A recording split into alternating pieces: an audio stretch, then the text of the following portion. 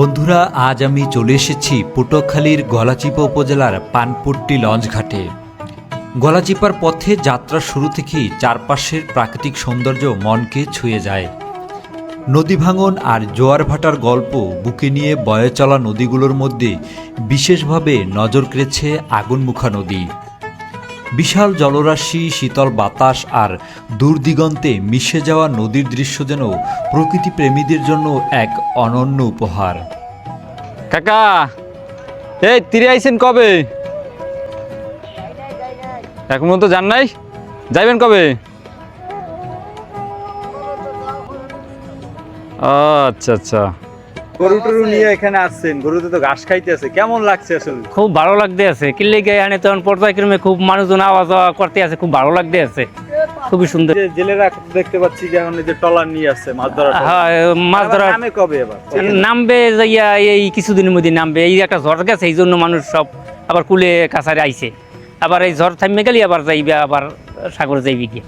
আপনাদের তো এই যে ছবির মতো একেবারে সুন্দর গ্রাম, হ্যাঁ কিন্তু সুন্দর, শহরের মানুষ দেখতে পারে না দেখতে পারতে আছে না, খুবই ভালো লাগতে আছে, অনেক মানুষ আইতে আছে। পানপট্টি লঞ্চঘাটে পৌঁছে চোখে পড়ল এক ব্যস্ত মনোমুগ্ধকর দৃশ্য। শত শত জেলে নদীর তীরে বসে তাদের জাল বুনছেন। কেউ পুরনো জাল মেরামত করছেন, আবার কেউ নতুন জাল তৈরির কাজে ব্যস্ত সময় পার করছেন। নদীকেন্দ্রিক মানুষের জীবন জীবিকার এই ব্যস্ত চিত্র সত্যিই দেখার মতো। নদীর পাশে বিস্তীর্ণ চরে ছড়িয়ে ছিটিয়ে রয়েছে সবুজ ঘাসের মাঠ। সেখানে নিশ্চিন্তে গরুগুলো ঘাস খাচ্ছে। দূর থেকে সেই দৃশ্য যেন এক জীবন্ত গ্রামীণ বাংলার ছবি। নদীর হাওয়া, সবুজ চর আর শান্ত পরিবেশ মিলে পুরো এলাকা জুড়ে তৈরি করেছে এক অন্যরকম প্রশান্তি। গলাচিপা উপজেলার এটা পানপট্টি বলে, পানপট্টি লঞ্চঘাট। আপনাদেরকে যদি একটু দেখানোর চেষ্টা করি যে ছবির মতোই কিন্তু আসলে এই জায়গাটি সুন্দর।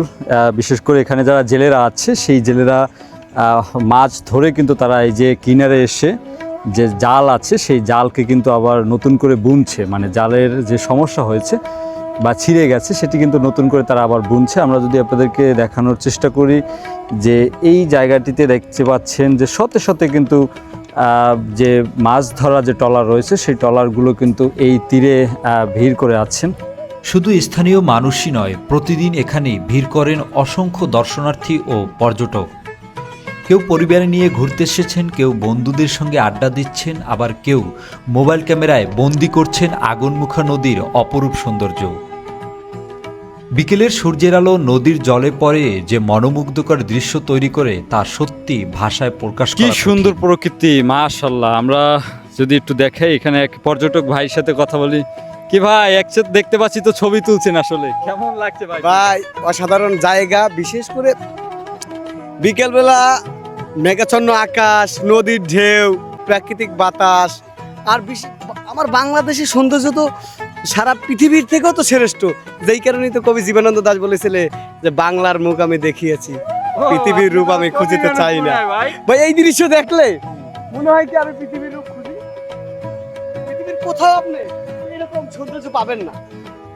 দেখেন ভাই, নীল আকাশ। কবি ভাইয়ের সাথে দেখা হয়ে গেল। ভাই আমি কবি না, বিশেষ করে আমার প্রকৃতি ভালো লাগে।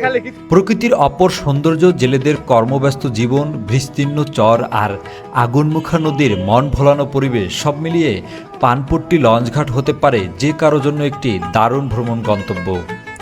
সুযোগ পেলে আপনিও একদিন ঘুরে আসতে পারেন পটুয়াখালীর এই মনোরম স্থানে।